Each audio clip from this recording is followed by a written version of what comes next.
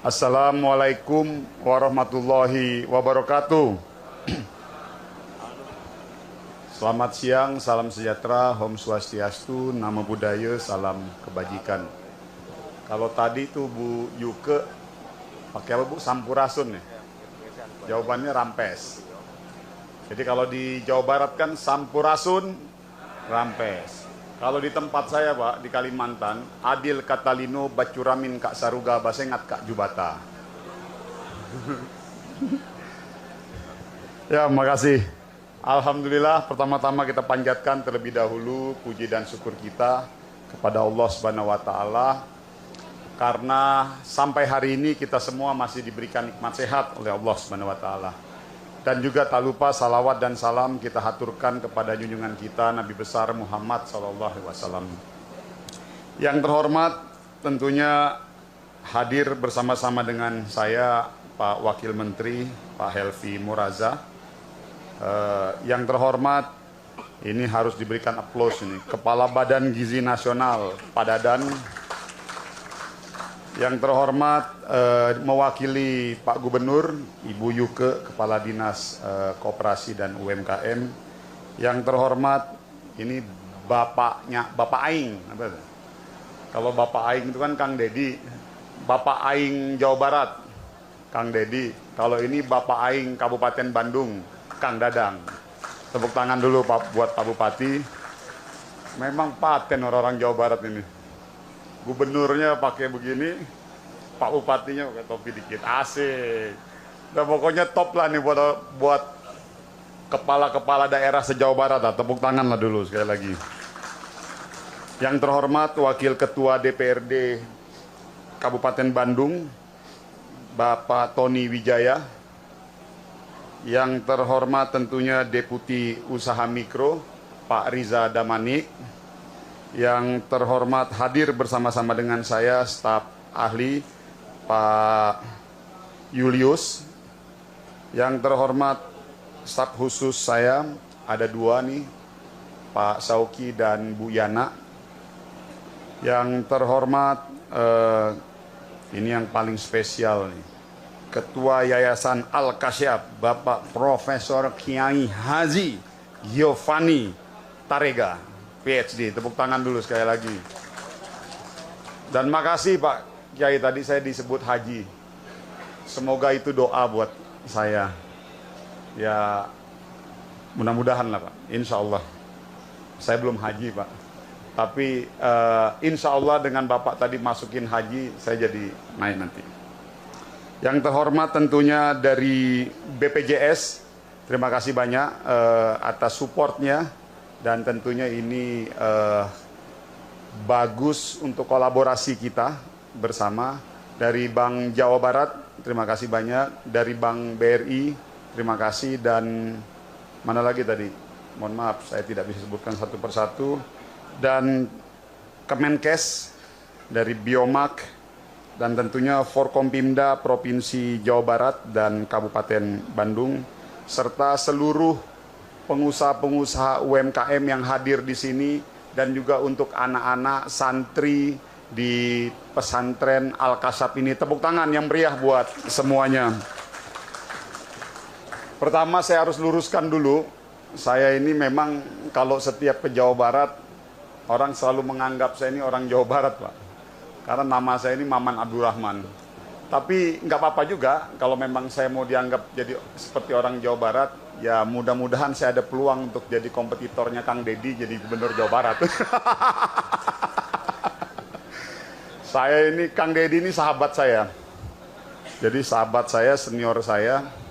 Dulu bareng-bareng di DPR RI, dan juga sama-sama salah satu mentor saya juga di Partai Golkar.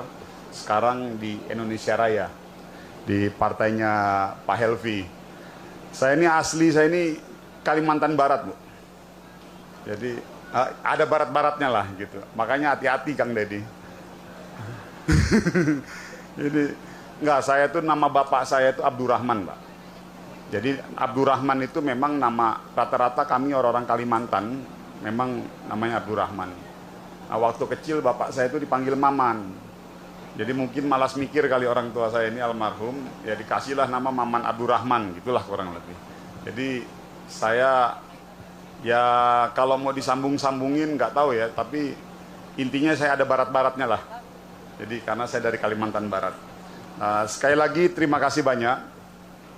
Saya ingin menegaskan dan menyampaikan bahwa keberadaan kami di sini dalam rangka menjalankan amanah dan perintah dari Bapak Presiden.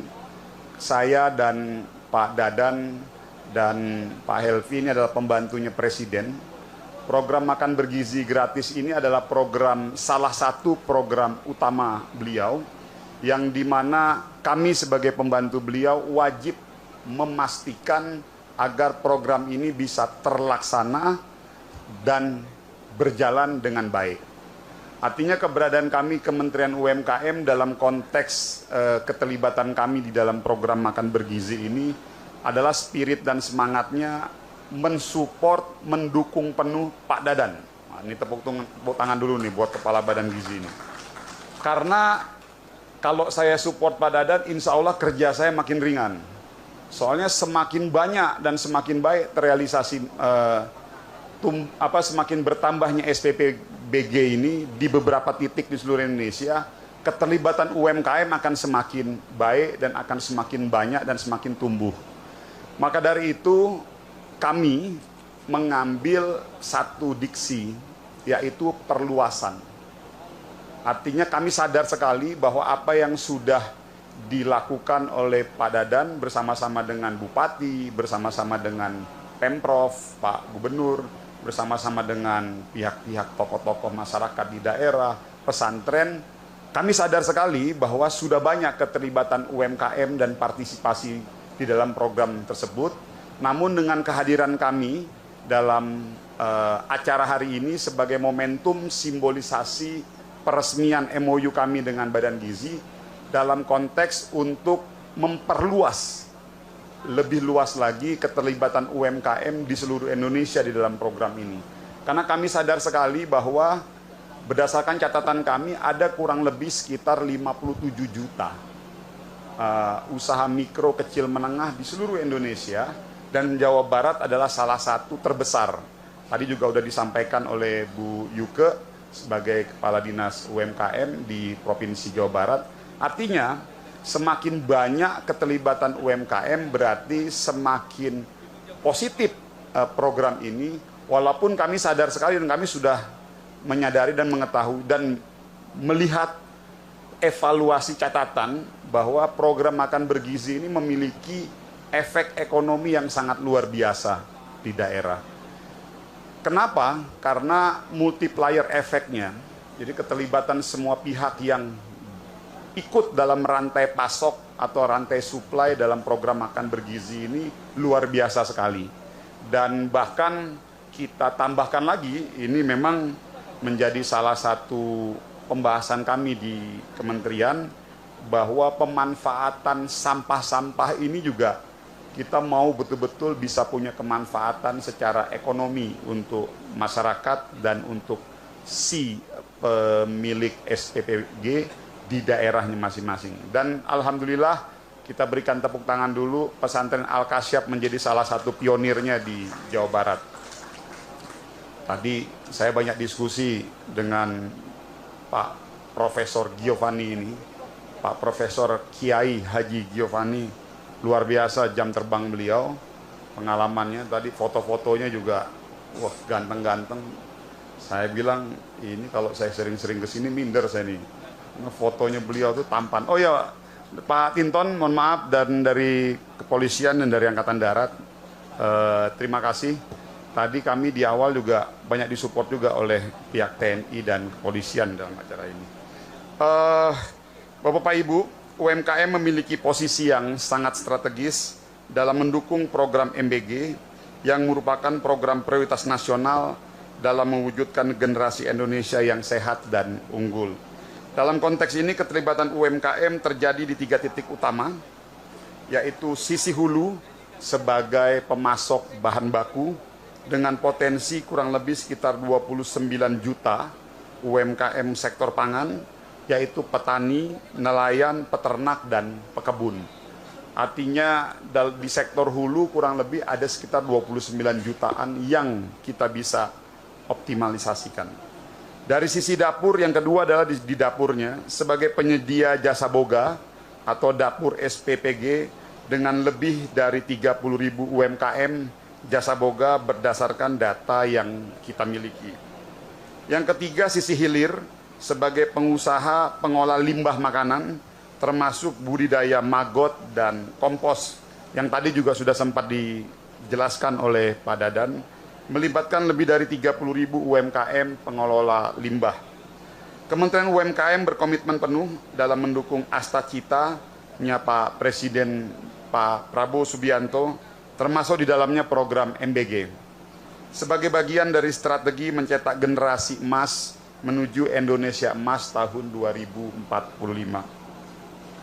Bapak-bapak dan ibu-ibu yang saya hormati, program perluasan keterlibatan UMKM dalam mendukung program makan bergizi gratis ini mengusung semangat UMKM mandiri, gizi terpenuhi. Ini berarti bahwa penguatan UMKM dalam rantai pasok MBG adalah kunci dalam menjaga kontinuitas dan kualitas pangan bergizi bagi masyarakat. Untuk itu, Kementerian UMKM memberikan dukungan nyata melalui 4 pilar utama. Yang pertama yaitu fasilitas akses permodalan dan pembiayaan. Tadi sudah kita simbolisasikan, Pak Dadan, Pak Bupati, dan Ibu Kepala Dinas, bahwa kita langsung memberikan penyerahan secara simbolik terkait beberapa hal-hal yang memang bisa dioptimalkan melalui kementerian kami. Lalu yang kedua adalah fasilitas peningkatan kapasitas manajemen usaha, termasuk pendampingan intensif selama 3 bulan kepada UMKM agar memenuhi spesifikasi SPPG serta pelatihan dan pengelolaan sisa makanan melalui budidaya maggot. Yang ketiga adalah fasilitas peningkatan produktivitas melalui business matching antara UMKM dan SPPG, serta perluasan pasar dari produk UMKM dan hasil olahan limbah makanan. Yang keempat adalah fasilitas legalitas dan perlindungan usaha berupa penerbitan NIB, sertifikasi halal, SLHS, serta perlindungan jaminan sosial dari BPJS, ketenaga kerjaan bagi pekerja dan relawan di ekosistem MBG. Khusus bagian yang terakhir terkait legalitas dan perlindungan usaha. Dalam 1 minggu ini kami Kementerian UMKM baru saja melakukan mitigasi terhadap ada salah satu pengusaha mikro di daerah Kalimantan Selatan yang memang cukup memberikan perhatian di tingkatan nasional, yaitu pengusaha mikro Mamahas Banjar. Kami, alhamdulillah, setelah kami turun dan melakukan mitigasi, kami pada posisi Kementerian UMKM tidak ingin melihat siapa yang salah, siapa yang benar. Tetapi sejatinya, situasi ataupun kondisi kejadian peristiwa kasus Mamahas Banjar, ini bisa kita jadikan sebagai salah satu rujukan untuk pembelajaran kita bersama, bahwa problem utamanya adalah dalam melihat penerapan undang-undang. Nah, jadi ini juga nanti Bu Kepala Dinas, pasca ini mungkin dalam waktu dekat kami Kementerian UMKM akan melakukan rapat koordinasi keseluruhan di seluruh Indonesia dengan dinas provinsi khusus membahas mengenai isu perlindungan terhadap UMKM. Kami ingin menyamakan persepsi kepada kita semua bahwa penegakan hukum menjadi sesuatu yang penting. Jadi saya mau luruskan ya. Jadi penegakan hukum penting dan wajib. Namun landasannya itu yang mana? Karena kalau dalam konteks di dunia usaha mikro ini dan dunia usaha ada 2 pendekatan, Pak Dadan, Undang-Undang Perlindungan Konsumen dan Undang-Undang Pangan.